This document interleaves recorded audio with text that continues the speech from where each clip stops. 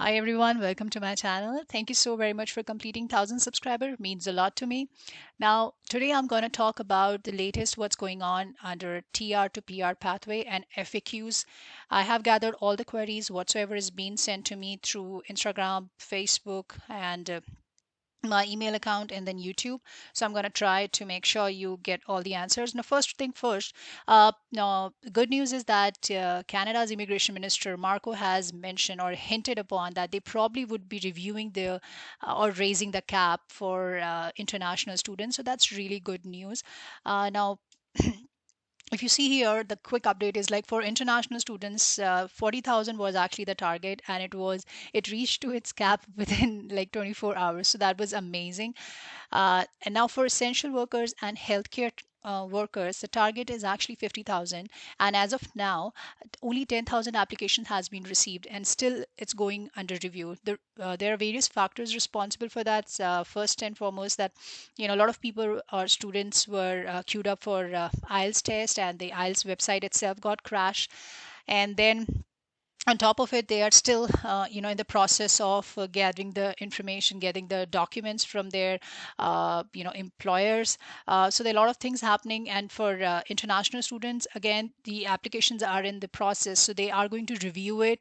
They have to check whether they are up to the date or not. So there are a lot of, if anybody is left with any documents, so there is a chance that they probably could review it again.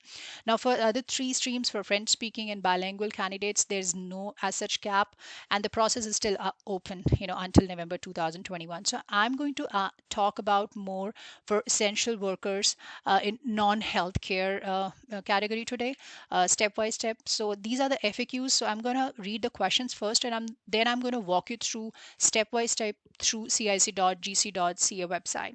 So first question, can international student apply under for essential workers category? Second is how to apply under TR to PR pathway, and do I need to take biometric? This is repeated question, so I'm going to answer that with proof. Then next question is, can I submit the registration slip for English test? Can I pay for my spouse at the later stage? Then is, can I apply through express entry and this new pathway both? Now my medicals are due. Should I submit the applications now? How many years of experience do we need under essential non-healthcare category?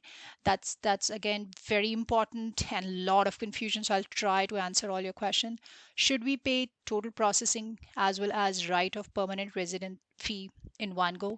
What if I have broken experience in, that is 4 months in Walmart and 5 months in Subway and 3 months in warehouse? So I'll try to resolve all your queries. Now let me give you an overview. I'm not an immigration consultant, guys.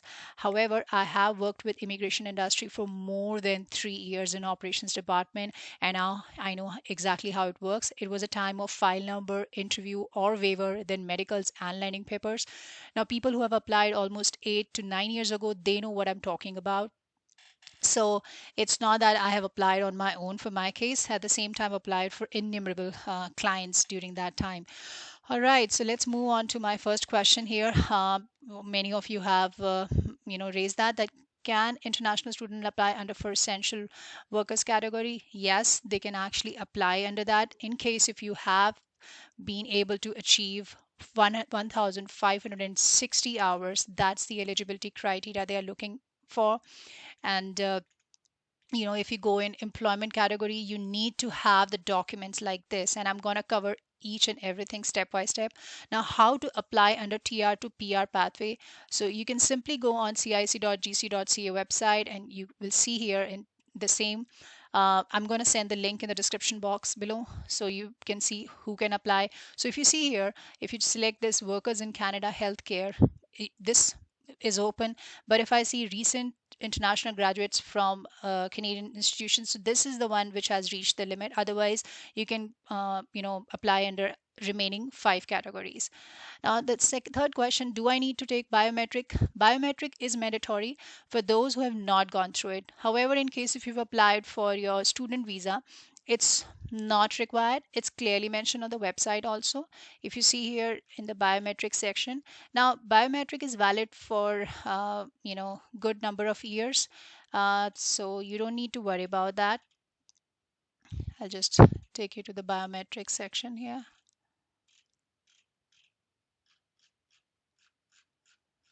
Over here, now if you see at the very top, it's mentioned. Okay, so you can see here. So you and your family members may need to appear in biometric in case if they are residing in foreign land. Like for say, if your family is in India or any other country, so you have to get the biometrics for them, and you have to book through Designated Service Canada location over here. So again, you have to pay for and submit your application. The biometric fees is actually $85 per person.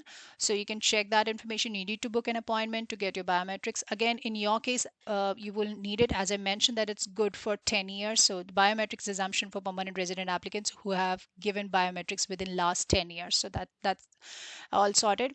Now, next question is, can I submit the registration slip for English test? It's big no, because IELTS is mandatory, or any other test, whatever you are taking, you have to give it. That is a mandatory requirement, and that's a reason now, since the government has hinted that they probably would increase the international students cap. So I would strongly recommend to get your IELTS test ready so that you should be able to apply during that time. Now, can I pay for my spouse at the later stage? Yes, you could definitely can do that, but it's always advisable to submit all the documents for your spouse. Now, if you see here in Schedule A, now this is the one, yeah. So you have to submit the applications for your for your family members. So additional that form, additional family information form 5669, it's mandatory. You have to submit that even for your child, and I have explained it in my previous video how you can do it. Again, I'm going to provide the link in the description box below. I have covered all the documentation part, step by step, how you can do it. And then you have to provide the additional documents like their date of birth, then passports pages, and their educational documents and everything. You can pay the fee later stage, but it's advisable to go in one, do it in one go, so that you can save time. And then the third question is, the like next question over here is, can I apply through Express Entry and for TR to PR both? Yes, it's clearly mentioned on the website also that you can apply under both the categories. Only thing is that you have to pay for, under both the categories separately. Now, my medicals are due. Should I submit the applications now? Now, this is a very good question. In case if you've done the medicals, you've already gone through the medicals, you don't need to submit it. And it's mentioned on the website also that if you've already gone through the medicals earlier, I'll just show you, you know, in the medicals section here. So if you've already completed the medicals, you don't have to see an immigration, you see IME. Then if you have already completed an IME as part of your previous application, you may not need to complete another one when you apply for permanent residence. So you don't need to worry about that. Even for PCC, you can apply for in case if you are in outside Canada. But again, for PCC also, it's clearly mentioned on the website. If you see here that you must include police clearance certificate when you apply. Now over here, you and your family member don't need to give us police certificates for any period of time before you were 18 years old, or for time spent in Canada, which means when you are studying over here and gathering the information, like you are working, you don't need a PCC again, right? So it's clearly out there. Now, how many years of experience do we need under essential non-healthcare category? You need to have at least 1,560 hours of experience in last 1 year. That is preferable.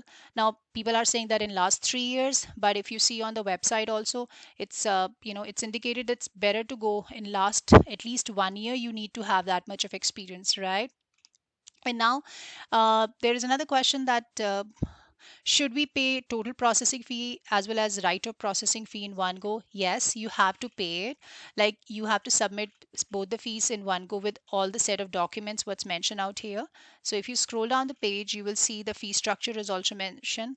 So for processing fee would be $550, and right of processing fee would be $500, and the total would be $1,050.